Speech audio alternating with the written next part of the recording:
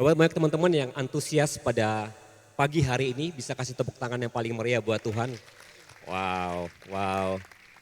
Thank you buat teman-teman yang sudah mengambil bagian di hari Minggu, buat para volunteer semua yang terlibat melayani, bahkan tim PAW, WL yang kita datangin jauh-jauh ya dari Subang gitu teman-teman. Saya percaya semua pasti akan diberkati karena antusias yang kita buat. Amin. Nah hari ini teman-teman sebelum saya memulai sharing saya akan memperkenalkan saya akan memperkenalkan satu orang kakak pekerja baru ya yang membantu kakak-kakak yang lain yang selama ini mungkin ada Kak Hana, Kak Neville ya yang mungkin teman-teman sudah kenal. Namanya nanti dikenalin sendiri. Saya akan memanggil ke depan. Silakan langsung. Iya. Wah, kasih tepuk tangan dong ya. Silakan. Perkenalkan nama ya. Ya, puji Tuhan. Selamat siang teman-teman. Oke, perkenalkan. Nama saya Valdi Ezekiel. Saya berasal dari Manado, Sulawesi Utara. Dan saya juga lulusan dari Sekolah Alkitab Batu, Angkatan 64, Angkatan 67. Ya, jadi saya ada di Sekolah Alkitab Batu dan saya juga adalah lulusan kelas 2. Saya boleh ada di tempat ini, saya sangat bersyukur dan saya percaya tidak ada yang kebetulan. Mungkin nanti saya akan banyak kenal dengan teman-teman semua, dengan kakak-kakak di tempat ini. Dan saya mohon dukungan doa supaya saya bisa jadi berkat di tempat ini. Terima kasih, Amin. Tuhan Yesus memberkati. Amin, thank you Kakak Aldi, silakan.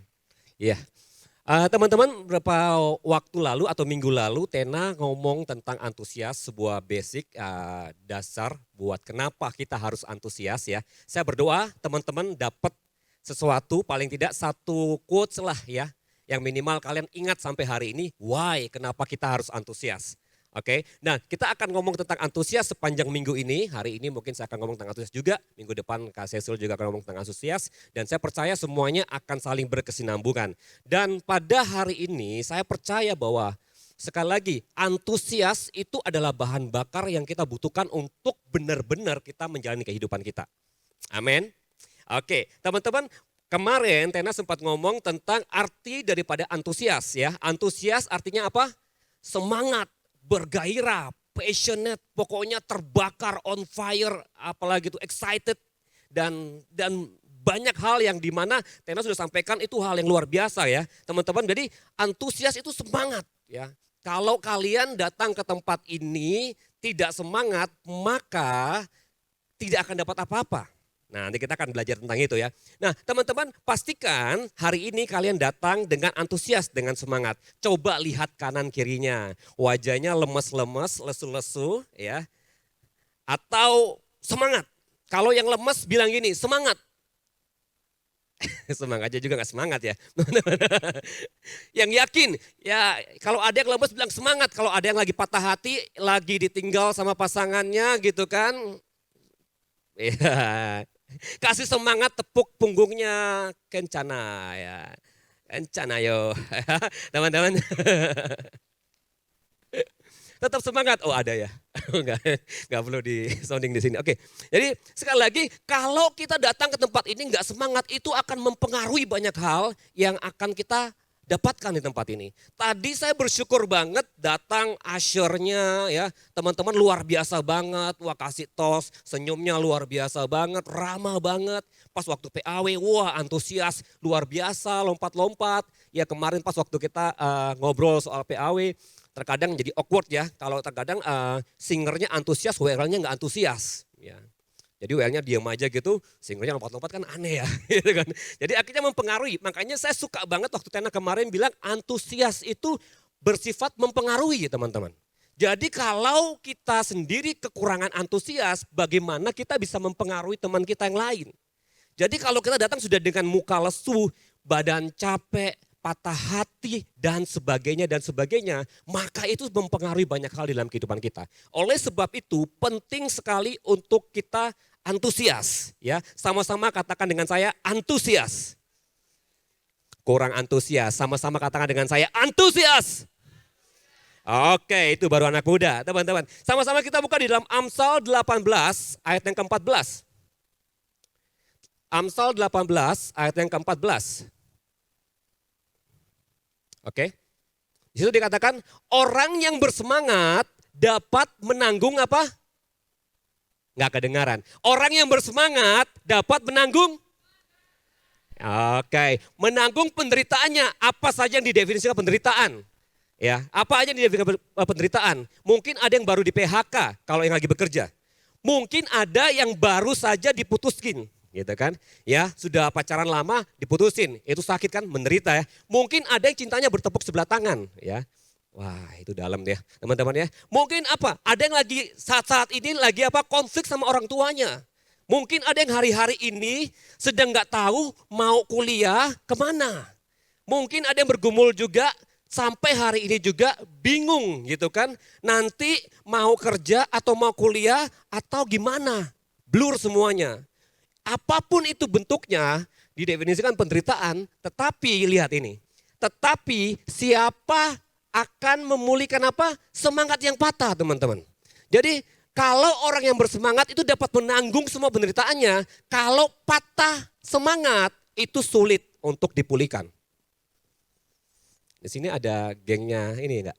Teman-teman yang terlatih patah hati. Ya kan? Sering dipatahin hatinya gitu kan, sering terluka jadi terbiasa. Mentor banget gitu kan. Pacaran diputusin, ditinggalin sama pacarnya. Wah, saking terlatihnya jadi benar-benar sudah kuat banget hatinya. Ya, teman-teman. Nah, menarik. Kalau kita patah semangat, udah nggak bisa diapa-apain lagi. Mau dikotbahin begitu bagus, WL-nya mungkin teman-teman ayo angkat tangannya gitu. Angkat tangannya cuma separuh gini, kadang-kadang cuma diam. Teman-teman ayo lompat-lompat. Padahal WL-nya juga lagi putus gitu kan. Jadi patah hati akhirnya nggak lompat-lompat. Wah, nggak terjadi di tempat ini ya di tempat lain mungkin. Oke. Jadi misalnya kalau sekalipun dia baru patah hati tapi dia punya antusias, dia punya semangat, dia tahu datang ke tempat ini untuk Tuhan, buat Tuhan, dia rindu banget untuk nyembah Tuhan, dia kangen banget sama ketemu sama Tuhan. Apapun yang terjadi dalam kehidupannya, penderitaan boleh datang setiap hari, tapi kalau dia antusias, apapun bisa dia lalui bersama dengan Tuhan. Amin. Kenapa? Karena semangatnya itu yang menjadi kekuatan untuk melewati musim-musim yang menyakitin buat hatinya dia. Ya teman-teman, jadi sekali lagi kenapa antusias itu penting. Bahkan di dalam terjemahan sederhana Indonesia dikatakan seperti ini. Semangat itu memampukan orang menanggung penyakit. Kalau hari-hari ini ada yang punya sakit penyakit, saya mau kasih tahu, tetap semangat. Kalau hari-hari ini ada yang divonis mungkin kamu gak bisa sembuh lagi karena penyakit tertentu, karena sesuatu hal kekurangan dan sebagainya dari dirimu, percayalah ketika engkau semangat, engkau punya kemampuan untuk menanggung semuanya itu. Jadi teman-teman yang ditinggal pacar, yang diputusin, yang cintanya tidak bertepuk, yang mungkin sudah pacaran lama tapi tidak menikah, saya mau katakan tetap semangat. Coba lihat kanan kirinya, pastikan itu bukan temanmu. Ya. Oke.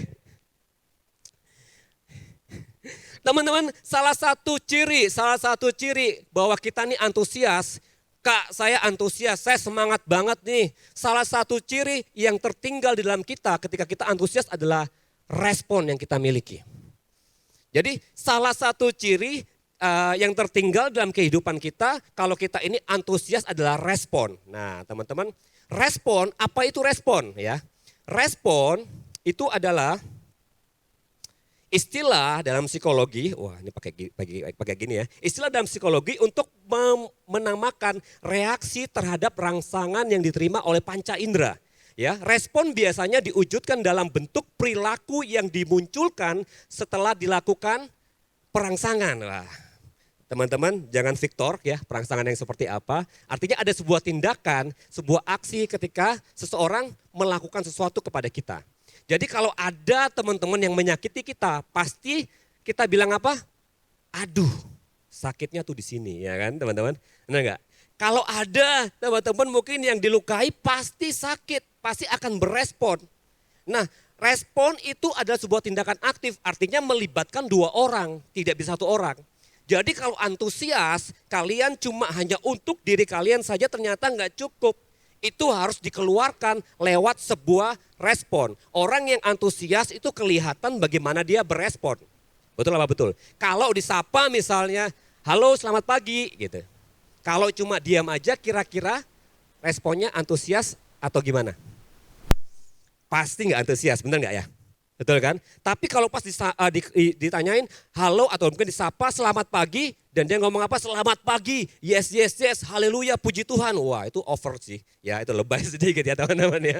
Alah ya pasti kita akan dibully ya. Tapi itu sebenarnya respon dari sebuah sikap yang antusias. Bahwa kita bukan cuma cukup ngomong ya baik dan selesai. Tak seorang yang introvert, seintrovert apapun dirimu, saya percaya begitu kita antusias itu pasti kelihatan. Mimik wajah kita kelihatan. Kita mau bilang apa, kita mau bilang kita bahagia, tapi mimik wajah kita nggak bisa bohong. Sikap kita nggak bisa bohong, itu kelihatan responnya keluar. Oleh sebab itu penting sekali untuk kita memiliki respon yang benar. Waktu kita memiliki respon yang benar, kita akan lihat suatu hal yang dahsyat. Makanya saya kasih judul khotbah saya hari ini adalah enthusiasm effect ya. Jadi ada dampak ketika kita memiliki antusias yang luar biasa. Nah antusias kemarin juga Tena sempat kutip dari bahasa Yunani artinya entheos. Entheos itu punya pengertian God in you. Tuhan di dalam kamu ya. En artinya di dalam dan theos artinya Tuhan. Jadi entheos artinya Tuhan di dalam kamu. Teman-teman bisa bayangkan gak sih kalau Tuhan yang besar itu tinggal dan ada di dalam kita. Kebayang gak? Wah itu pasti dahsyat banget teman-teman. Itu civic war gitu kan. Kalau Thanos punya kekuatan yang super begitu. Itu jauh lebih dahsyat, jauh lebih keren. Begitu apa? Tuhan ada di dalam kehidupan kita. Kalau Thanos kan jentikan jari gini, kita sudah pindah alam ya. Ya kan? Kalau begitu kuasa Tuhan atau hadirat Tuhan itu ada dan tinggal di dalam kita, itu pasti dampaknya besar banget. Oleh sebab itu kalau kita bilang gini, saya anak Tuhan, saya pengikut Kristus, tapi kita nggak punya spirit antusias, ya itu dipertanyakan. Tuhan siapa yang engkau sembah? Karena yang saya percaya bahwa anak-anak Tuhan itu harus punya semangat yang menyala-nyala. Makanya kalau Pantekosta, lagu Pantekosta kan punya lagu Mars gitu kan. Apa tuh? Apa ya biasanya ya? Apa sayang?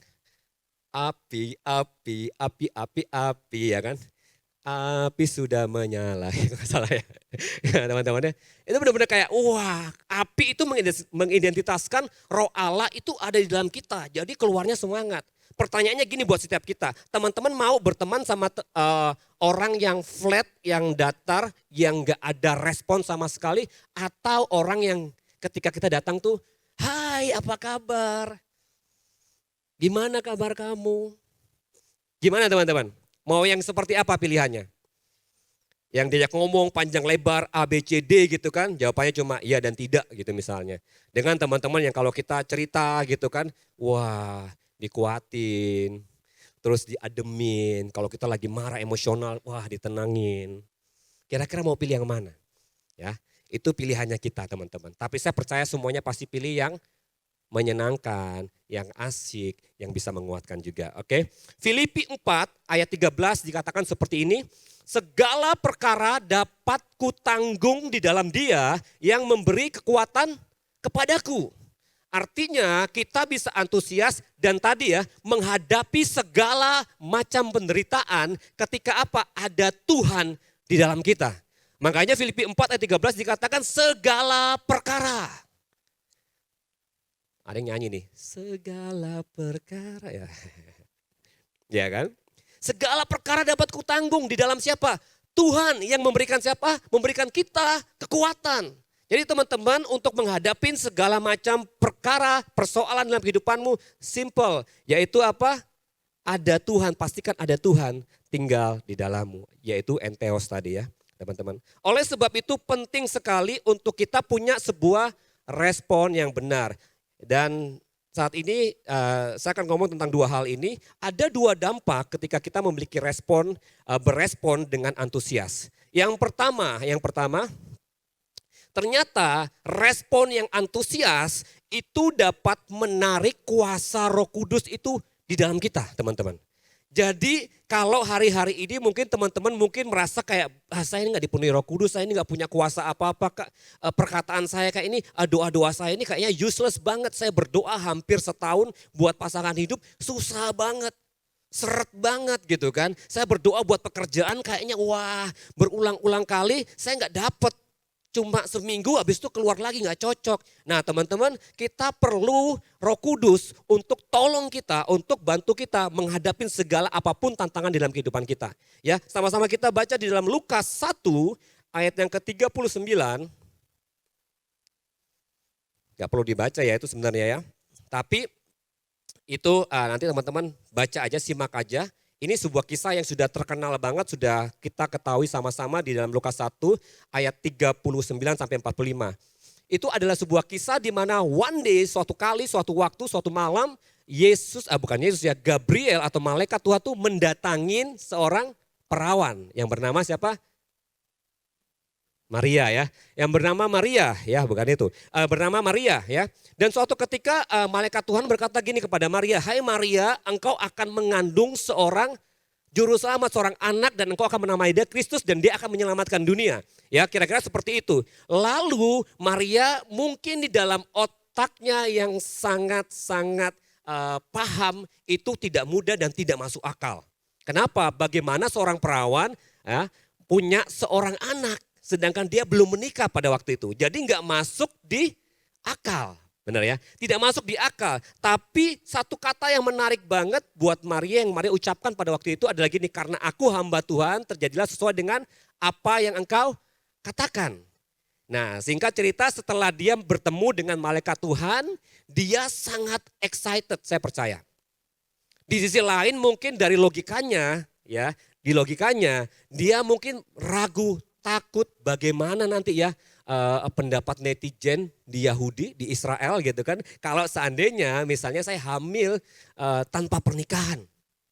Karena pada kenyataannya hukumnya pasti dirajam, pasti mati. Itu pasti khawatir kalau secara manusia.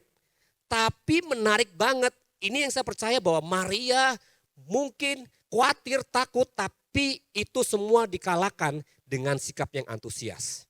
Karena dia berkata apa? Terjadilah sesuai kehendakmu. Singkat cerita, dia dengan antusias di cerita selanjutnya dia datang ke rumah saudarinya yang bernama Elisabeth. Ya di sini ya. Yang bernama Elisabeth. Beberapa waktu kemudian berangkatlah Maria langsung berjalan ke pegunungan menuju sebuah kota Yehuda. Di situ ia masuk ke rumah Sakaria dan memberi salam kepada Elisabeth.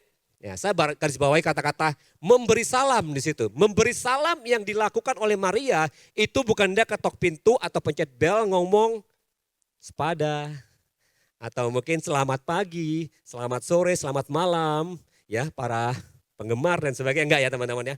Jadi bukan seperti itu. Di situ dikatakan salam yang dilepasin oleh seorang Maria di ayat yang ke-40 itu kalau di dalam terjemahan Jewish Bible itu dituliskan gini, Shalom greetings. Shalom greetings. Jadi bukan selamat pagi ada orang di rumah, sepada dan sebagainya, tapi dia ngomong apa? Shalom. Nah, tadi Edo sempat ngomongnya shalom dan sebagainya. Nah waktu kita dengan kata-kata shalom, apa yang kita responin kira-kira? Harusnya shalom aleihim gitu kan, atau shalom harusnya. Ya kan? Itu like, to be like atau be like. Ya, bahasa sekarang itu be like. Be like seperti assalamualaikum. Saudara kita kalau disapa assalamualaikum jawabannya? Wah sudah cocok pindah server nih teman-teman. Ya. Like that. Tapi kita orang-orang Kristen gak terbiasa dengan kata-kata shalom dan kita jawab juga shalom aleihim. Gak terbiasa dengan kata-kata itu. Padahal kata-kata itu powerful sebenarnya. Kata-kata itu berkuasa. Apalagi kata-kata itu keluar dari orang yang baru ketemu sama malaikat Tuhan guys. Wah. Jadi waktu dia ngomong shalom gitu, apa yang terjadi? Di ayat 41 dikatakan gini, dan ketika Elisabeth mendengar salam Maria, maka apa? Melonjaklah anak di dalam rahimnya dan Elisabeth pun penuh dengan Roh Kudus. waktu itu mungkin Maria datang terus bikin KKR gitu. Ayo tim PAW, ayo Koko Jericho gitu kan, angkat satu pujian. Ayo Koko Beni mainkan musikmu gitu kan. Dan teman-teman PAW, come on gitu kan. Kita menyembah Tuhan, mana antusiasnya. Enggak teman-teman, Maria cuma datang dan ngomong kata-kata ini simple tapi powerful. Shalom. Nah, kata-kata shalom teman-teman, ya yang dipakai Maria, mungkin shalom itu apa sih Kak? Shalom gitu kan dalam terjemahan bahasa Ibraninya dikatakan seperti ini, damai sejahtera Allah tinggal atasmu. Simpel ya, shalom, tapi itu meaningnya adalah damai sejahtera Allah tinggal atasmu. Kata-kata berkat, kata-kata blessing, sebuah kata-kata yang powerful. Kalau bahasa rohaninya itu prophetic banget. Sekalipun belum ada damai di rumah itu, sekalipun mungkin setiap hari orang tua atau mungkin Elizabeth dan suaminya sering bertengkar, tapi waktu ada kata-kata shalom dari Maria, itu bisa mengubah rumah itu. Dan lihat, waktu kata-kata itu dilepasin, apa yang terjadi? Elizabeth merespon teman-teman. Coba-coba, di ayat 41. Elizabeth mendengar salam Maria, terus siapa yang merespon? Anak bayi yang ada dalam kandungan Elizabeth. Elizabeth mungkin lagi repot kupasin bawang di dapur mungkin ya. Potong-potongin, terus lihat tutorial ya di YouTube, oh ini kurang ini gitu kan mungkin ya. I don't know gitu kan. Tapi ini menarik banget, waktu Maria lepasin salam ternyata yang respon itu bayi. Yang ada dalam kandungan Elizabeth melompat. Wow.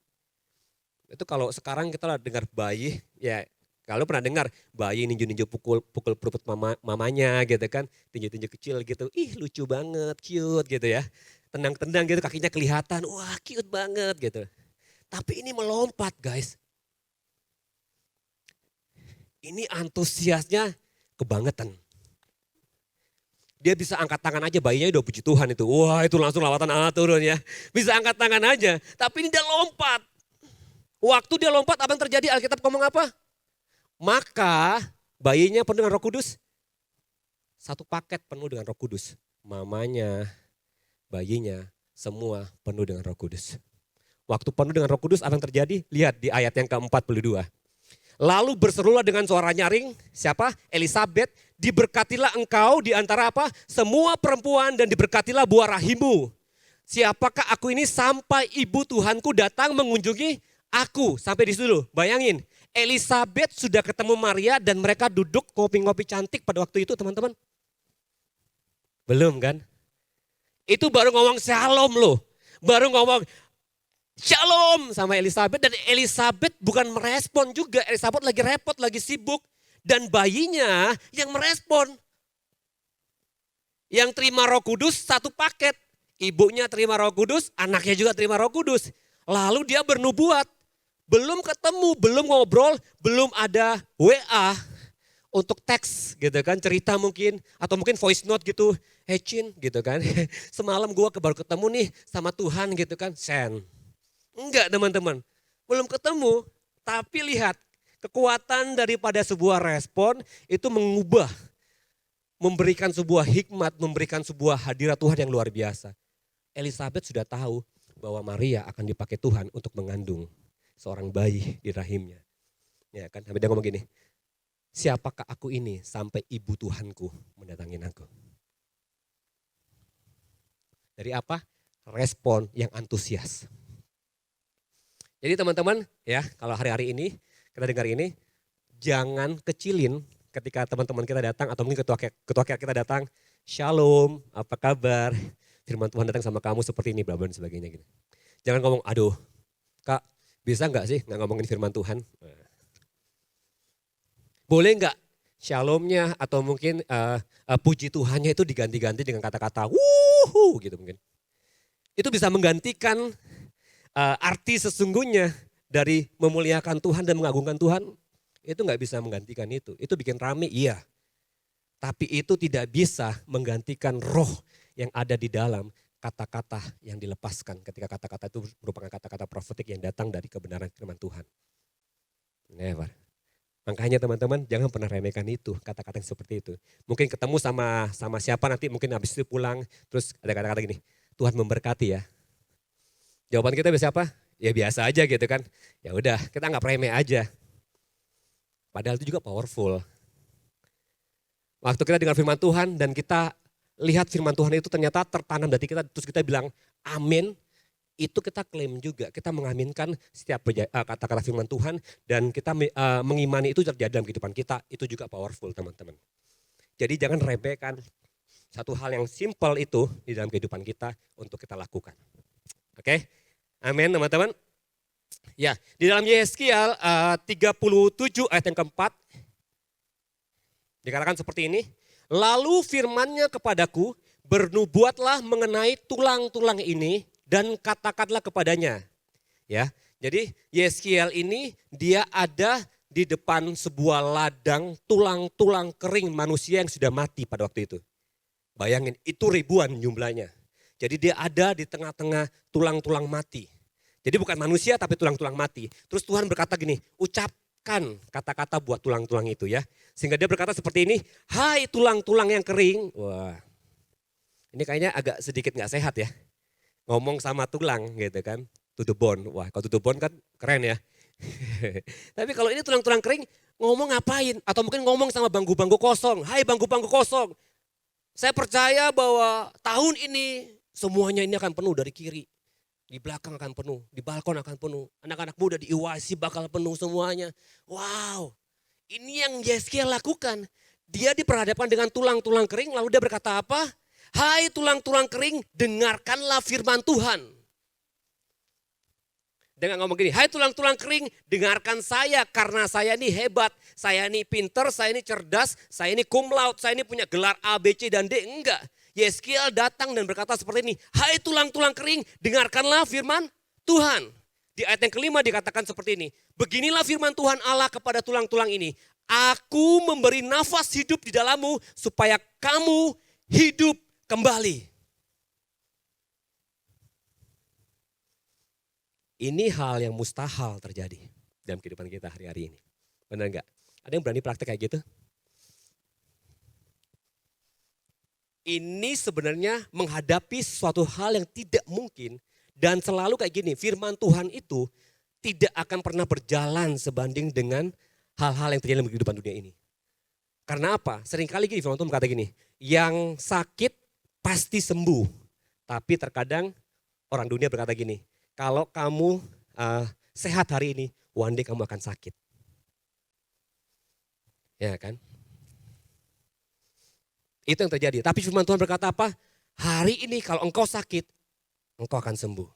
Dan ini yang Yeskiel kerjakan di dalam kehidupannya dia. Dia hadapi tulang-tulang kering dan dia melepaskan sebuah perkataan dan berkata gini, hai tulang-tulang kering, hiduplah. Kalau teman-teman baca ayat selanjutnya, itu beneran loh, itu kayak di film-film loh. Ototnya mulai, wah itu kayak kan teman-teman tahu ya, wah ototnya mulai keluar, dagingnya mulai tumbuh, mulai ngebentuk manusia. Nggak tahu, imagine aja, bayangin aja teman-teman, tiba-tiba membentuk seorang orang yang keren banget mungkin badannya. Aku nggak tahu, ada yang salah, mungkin tulangnya temennya ya masuk ke dia gitu kan. Akhirnya dipincang, saya percaya enggak, itu semuanya benar-benar spesifik jadi seperti tulang itu adanya. Jadi enggak ada yang akhirnya jadi pincang karena salah tulang masuk ke dia. Ataupun tulang rusuknya jadi salah pindah ke tulang rusuknya ya gitu. Enggak ya teman-temannya, pas banget. Dan itu menjadi satu pasukan, itulah firman Tuhan. Apa yang tidak mungkin bagi manusia, bagi Tuhan itu mungkin. Amin. Kalau teman-teman hari-hari ini menghadapi hal yang tidak mungkin di dalam kehidupan, satu hal ini, perkatakanlah firman Tuhan atas keadaanmu. Amin. Ya, Yohan selalu punya status, nggak tahu masih sekarang masih ada nggak tuh Yohan? Apa? I'm handsome. Apa? I'm handsome, cheerful. Ya, apa? Handsome, best, cheerful. Wah. Kalau tanya kenapa kasih status itu sama di statusnya WA-nya WA ya? Atau di semua sosial mediamu? Sosial mediamu. Saya tahu Yohan dulu seperti apa, ya kan? Bagaimana dia pertama kali di youth seperti apa? Ada fotonya, kita lihat. Oh enggak teman-teman, enggak teman-teman. Dan sekarang beda banget. Gara-gara apa? Words gitu kan, gara-gara perkataannya. Dia berkatakan seperti itu. Oleh sebab itu, saya kasih satu konsep nih. Your words ya create your world. Perkataanmu itu menciptakan duniamu, teman-teman. Jadi apa yang kamu katakan itu bisa menciptakan duniamu. So, hati-hati dengan perkataanmu. Hati-hati dengan ucapanmu. Hati-hati dengan apa yang kita perkatakan. Kalau hari-hari ini teman-teman berkata, aduh aku ini gak punya masa depan. Aduh aku ini kayaknya gak bisa masuk kampus itu. Aku gak bisa masuk sekolah itu. Aku gak bisa mendapatkan pekerjaan itu. Aku gak bisa mendapatkan pasangan hidup. Ya itu akan terjadi dalam hidupmu kalau kau memperkatakan itu. Kenapa?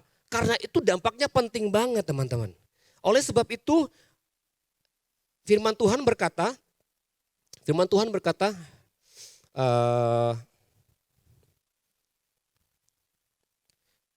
seperti tadi ya, firman Tuhan berkata bahwa janganlah kamu sesat ya. Pergaulan yang buruk itu merusakkan kebiasaan yang baik. Nah, ini saya mau kasih sebuah ini ilustrasi juga buat teman-teman juga. Bahkan ini yang sering kali kita dengar atau lakukan atau mungkin alami dalam kehidupan kita sehari-hari. Nah, perkataan itu penting. Nah, seringkali pada kenyataannya, pada realitanya kita terkadang ketemu sama teman-teman yang terkadang perkataannya juga nggak bagus. Bener apa bener? Atau kadang-kadang perkataannya nggak sekolah ya, gitu kan? Nggak makan bagus sekolahan tuh omongan gitu kan. Ini banget, jahat banget, kejam banget gitu kan. Nah, terkadang seringkali yang kita temukan adalah kita butuh adalah teman-teman yang bisa membangun hidup kita, yang bisa memperkatakan hal yang positif buat kehidupan kita, yang bisa tolong kita. Tapi pada kenyataannya di kehidupan kita pribadi yang terjadi justru malah kebalikannya. Banyak orang-orang yang saling bully ya, ngomongin soal ketakutan, ngomongin soal kekhawatiran, semua hal yang negatif. Akhirnya kita sebut apa? Menjadi seorang toxic person. Akhirnya kita masuk ke dalam sebuah toxic relationship di situ dan kita terjebak, akhirnya susah untuk keluar. Hidup kita nggak bisa berkembang, justru yang ada kita makin toksik. Makanya firman Tuhan berkata, janganlah kamu sesat, pergaulanmu yang buruk itu pasti akan merusak kebiasaanmu yang baik. Oleh sebab itu dengan siapa kamu bergaul itu menentukan siapa diri kamu dan masa depan kamu. Ya, jadi orang yang antusias itu perkataannya penuh dengan kuasa. Nah teman-teman, saya boleh minta air sebelum saya akhir ini. Thank you Grace. Nah teman-teman, di dalam kehidupan kita pada realitanya kita mau antusias, kita mau semangat Kak, kita mau benar-benar memiliki teman-teman yang positif, yang kalau setiap hari ketemu bisa ngomongnya firman Tuhan dan sebagainya, bisa encourage kita. Tapi pada kenyataannya kita nggak pernah ketemu sama orang-orang seperti itu ya teman-teman. Saya punya 2 korek di sini. Ya, ada yang bawa rokok? Enggak ya teman-teman ya.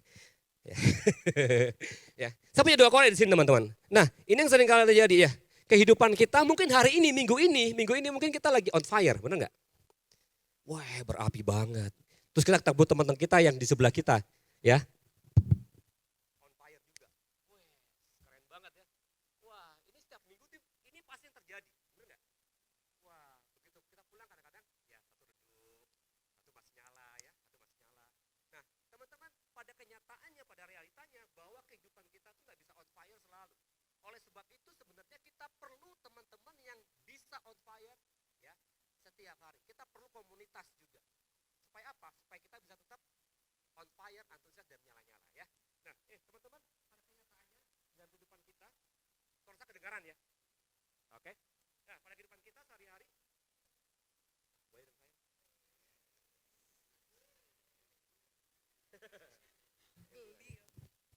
Oke. Pada kehidupan kita sehari-hari ini, seringkali kita ini nggak on fire. Bahkan yang seringkali terjadi adalah gini, kita ini tadi, jadi kau udah ngomong ya, seringkali jatuh ke dalam dosa, kecemplung. Benar gak?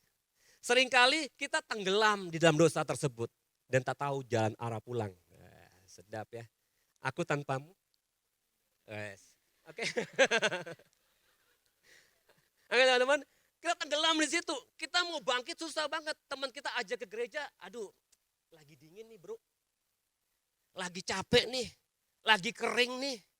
Yang satu masih on fire terus kan, makanya dia rajin ngajakin apa? Ke gereja terus, masih on fire nih. Yang satu udah tenggelam tuh, nggak tahu kemana, sudah dingin banget. Yang dibutuhin apa? yang dibutuhin pertama, kalau kalian di posisi yang seperti ini hari-hari ini, nggak perlu angkat tangan, ya nggak perlu angkat tangan. Kalau kalian di posisi seperti ini hari-hari ini, yang perlu kalian lakukan adalah apa? Keluar dari lubang kalian, teman-teman. Keluar dari batasan yang selama ini membatasi kalian dan membuat kalian tuh dingin, nggak berapi-api lagi, kering. Kira-kira ini bisa nyala nggak? Nggak bisa nyala. Kenapa? Karena memang sudah terlalu lama sendiri. Sedap. Enggak ya? Sudah terlalu lama teman-teman ya. Kecelup, dingin gitu kan. Terus nggak bisa kemana-mana. Oleh sebab itu teman-teman, kita butuh teman kita yang on fire. Kita butuh teman kita yang menyala-nyala. Kita butuh ini teman-teman. Untuk apa? Untuk bisa membakar kita kembali.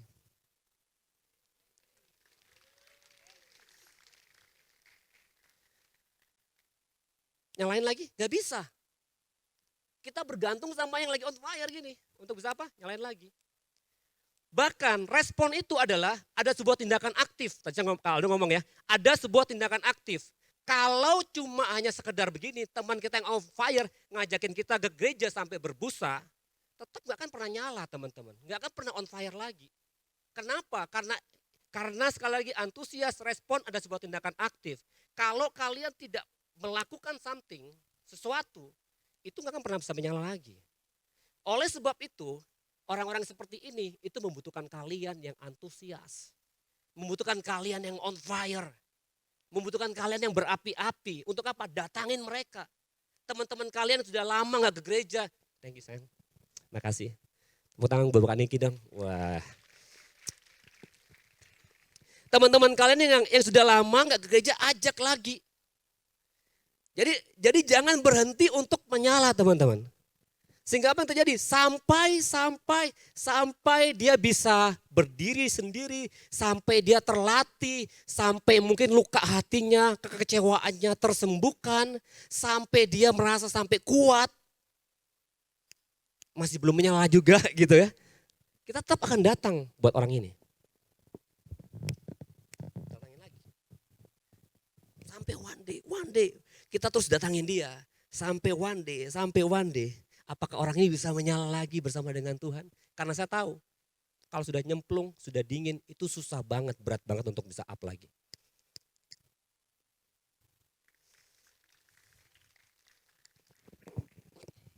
Antusias, itu efeknya sampai seperti itu teman-teman. Jadi kalau teman-teman lagi on fire sekarang, jangan justru malah melempem, lihat yang gak ke gereja. Lihat yang gini, yang gak semangat lagi. Teman-teman lagi lompat-lompat gitu, terus yang lain bilang biasa aja bro, gak usah terlalu lebay. Justru karena akan masuk ke lubang tadi dan padam. Akhirnya dibutuhin yang kayak tadi teman-teman. Ya, jadi yang pertama tadi, yang kedua, yang terakhir teman-teman. Respon kita itu dapat menarik kuasa mujizat ilahi. Ada sebuah kesembuhan waktu kita punya respon dan sikap yang antusias. Ya, di sini dikatakan di dalam Markus 6 ayat 1 sampai 5 dan Markus 6 ayat 45 sampai 52 kita akan lihat sebuah perbandingan yang berbeda. Yang satu berapi-api, yang satu punya respon yang benar, yang satu on fire, sedangkan yang satu enggak, biasa-biasa aja ya. Sama-sama kita lihat ada dua case, di situ ada kumpulan jemaat. Yang pertama kita akan bertemu dengan jemaat dari Nazaret di Markus 6 ayat 1 sampai 6. Teman-teman boleh baca nanti, tapi kita lihat istilahnya sinopsisnya atau hasilnya ya. Jemaat di Nazaret itu gini teman-teman, mereka itu waktu Yesus mengajar dengan hikmat, respon mereka itu kecewa dan mereka menolak Yesus. Terus di situ dikatakan mujizat sangat sulit terjadi di tempat itu. Karena apa? Mereka sudah kecewa. Mereka sudah tolak Yesus. Suatu kali Yesus datang dan berkhotbah, Yesus itu kurang jago apa teman-teman? Kurang berhikmat apa? Kurang keren apa? Dia punya semuanya. Waktu dia berkhotbah, jemaat ini sudah datang gak antusias. Nah ini seringkali teman-teman, makanya ini penting untuk setiap anak-anak Tuhan yang datang ke tempat ini. Please dari awal sudah set diri kalian dari rumah. Aku mau datang ke EYC dengan antusias. Mau apapun itu, mau ketemu gebetan kayak, mau ketemu tadi ya keras kayak, mau ketemu siapapun itu ya. Apapun motivasi kalian, kalian datang harus dengan antusias. Itu pasti beda banget. Kalian pasti pulang akan beda banget. Nah, waktu kalian datang ke tempat ini sama seperti jemaat di Nazaret, datang dengan tidak antusias, melihat Yesus khotbah dengan hikmat, apa yang terjadi? Mereka bilang gini, Yesus, anak tukang kayu. Keren sih khotbahnya, tapi dulu tuh teman saya main PS. Saya tahu dia dulu kayak gimana. Waktu ngomong soal firman Tuhan, kita tolak dia, kita anggap remeh dia, kita kacangin dia. Yang pernah mengalami kayak gini bisa katakan, aduh. Oh ada beberapa ya. Coba untuk kasih encourage ke teman kita, terus habis itu kita diremehin. Udah deh bro, gak usah firman Tuhan. Ini yang terjadi sama Yesus. Mereka tolak Yesus, mereka kecewa sama Yesus ketika mereka lihat latar belakangnya. Bukankah ini juga yang terjadi sama seringkali kita, kebanyakan kita. Waktu datang ke gereja, kita lihat apa? Yang WL siapa? Yang khotbah siapa? Kalau bukan WL-nya, bukan Sidney Mohede, wah kayaknya aku gak ke gereja deh. Cek gereja sebelah aja. Kalau misalnya yang khotbah bukan Om Frank, mungkin aduh gak keren. Cek gereja sebelah aja, mungkin jauh lebih keren. Kalau mentalitas kita seperti itu dan tetap kita datangin ke tempat ini, kita datang ke tempat ini, wah udahlah. Daripada nanti aku ditanyain ketua KR-ku misalnya kenapa gak ke gereja atau diusir sama orang tuaku kalau gak bergereja gitu kan. Jadi ya udahlah aku datang ke tempat ini. Percayalah pasti kalian pulang juga sama seperti jemaat di Nazaret. Padahal ada mujizat. Karena Yesus membuat mujizat, tapi mujizatnya gak terjadi di tempat itu. Kenapa? Karena mereka sudah kecewa lebih dulu. Mereka sudah punya ekspektasi yang rendah terhadap Yesus, terhadap ibadah itu. Sehingga apapun yang terjadi, sehingga apapun yang Yesus ajarin, semuanya ditolak oleh mereka. Dan mereka pulang dengan tidak membawa apa-apa. Bukankah ini seperti keadaan kita hari-hari ini, teman-teman? Saya gak tahu dengan teman-teman ya, tapi mungkin itu seperti keadaan kita hari-hari ini. Tapi beda dengan jemaat di Genesaret. Bisa kasih tunjuk teman-teman? Teman baca sendiri ya. Jemaat di Genesaret tuh punya ini tiga tagline ini. Yang pertama, mereka langsung mengenal Yesus. Waktu Yesus datang ke tempat itu, mereka tahu ini Yesus, seorang pembuat mujizat, seorang pengkhotbah yang keren, seorang yang bisa lakukan banyak apapun yang kita butuhkan. Dia bisa jawab dan dia bisa tolong. Beda. Yang kedua, respon mereka langsung membawa semua orang sakit begitu tahu Yesus datang ke kota mereka di Genesaret. Jadi semua orang sakit dibawa di kaki Yesus. Dan apa yang terjadi? Maka mujizat sangat mudah terjadi di tempat itu. Kalau kalian baca, maka akan ada banyak mujizat yang terjadi di tempat itu. Bahkan Yesus gak khotbah, Yesus gak ngajar, Yesus gak bikin KKR.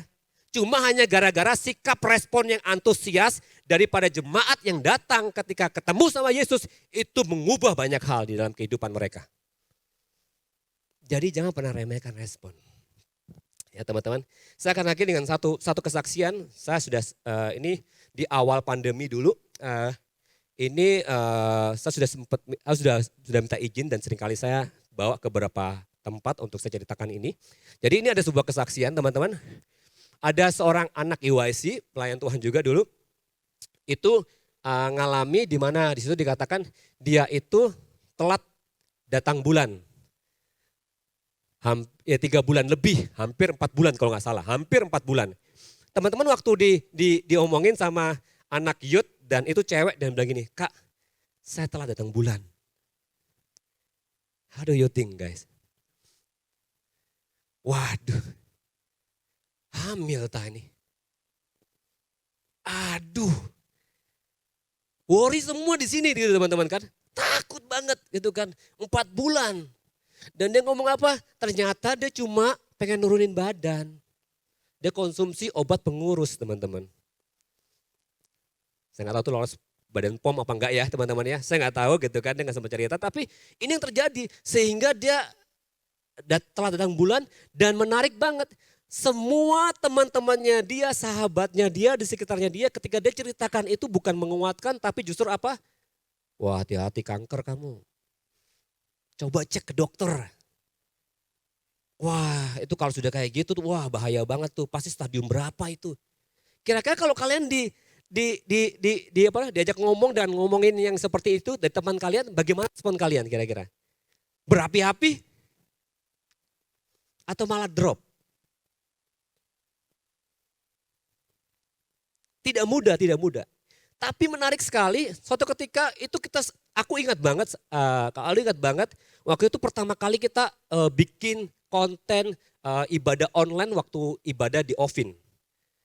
Ingat banget, ibadah di Ovin waktu itu kita bikin konten video, kita take, kita bikin ibadah, terus itu ditayangkan secara online live gitu kan. Dan pada waktu itu, aku lupa, ya waktu itu Jericho kalau nggak salah yang pimpin pujian. Jadi ingat banget firman yang disampaikan juga nggak ngomong tentang kesembuhan sama sekali teman-teman. Nggak ada ngomongin soal tenang, ngomongin soal sela, ngomongin soal rest. Jadi nggak ada hubungannya sama kesembuhan. Tapi ini anak waktu itu nonton dari YouTube. Nonton di YouTube, nggak hadir onsite teman-teman. Nonton di YouTube, dia benar-benar antusias, dia takut dengan penyakitnya, dia cari Tuhan sampai seperti itunya. Dia duduk, dia nikmati ibadah dari awal sampai terakhir. Yang hari-hari ini mungkin teman-teman seringkali kalau nonton online skip PAW-nya dan cuma khotbahnya, itu pun cuma separuh teman-teman. Kalau teman-teman suka ya, terus yang lainnya dilewatin. Bener apa bener? Gak usah dijawab teman-teman ya. Tapi ini anak benar-benar haus, antusias, dia perlu Yesus banget. Dia butuh Tuhan banget. Dia crying dan nangis dan saya dengan anak ini nggak deket banget juga gitu. Sampai ketika dia tulis itu pas sorenya kita tayangin waktu pagi ya jam seperti ini tapi online. Waktu sore tiba-tiba ada DM di IG terus dia cerita tentang hal ini. Kalau ngomong ini bukan untuk apa-apa teman-teman, tapi ini real, ini terjadi. Bahwa antusias itu changing your world. Tiba-tiba dia ngomong gini, Kak kemarin firman aku pas dengan firman aku main nangis tok isinya. Pasti anak Sidoarjo ya. Nangis tok isinya sama soalnya aku juga takut di posisi gak aman. Bahkan sempat gondok mbak Tuhan. Wah ini pasti Sidoarjo banget. Sama banget kayak saya yang kalut firman tadi. Dan satu hal yang kita lakuin tetap tenang dan percaya. Mbak Tuhan diam tenang dan yang pikir aneh ini. Dan sore ini juga Kak.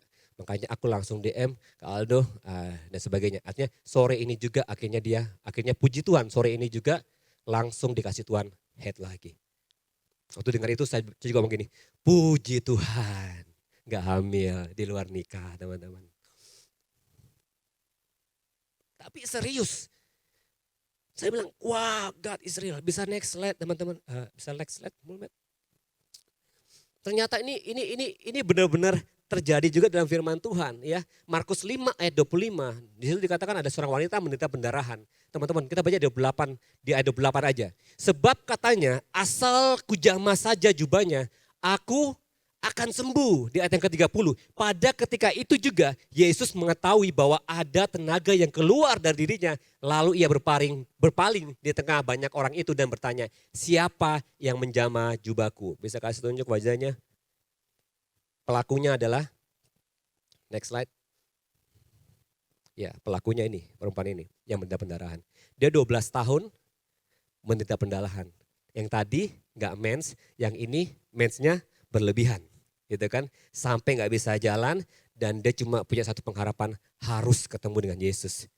Di saat Yesus lagi viral-viralnya, lagi rame-ramenya, kemanapun Yesus pergi itu pasti banyak orang yang ikuti Yesus.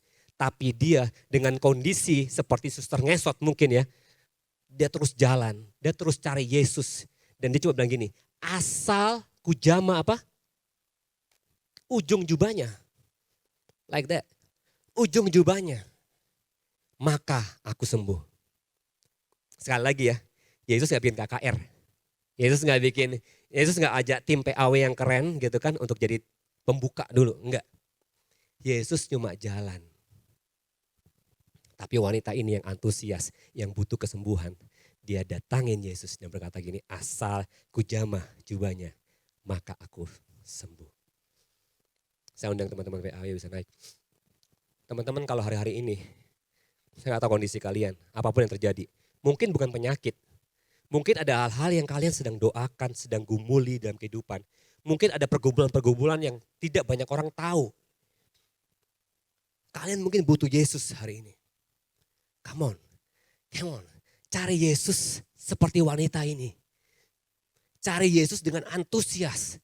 Cari Yesus dengan haus dan lapar. Cari Yesus seperti ini. cuma Yesus aja yang bisa jawab doa-doamu. Cari Yesus seperti gini, tidak ada lagi yang bisa tolong saya, cuma Yesus.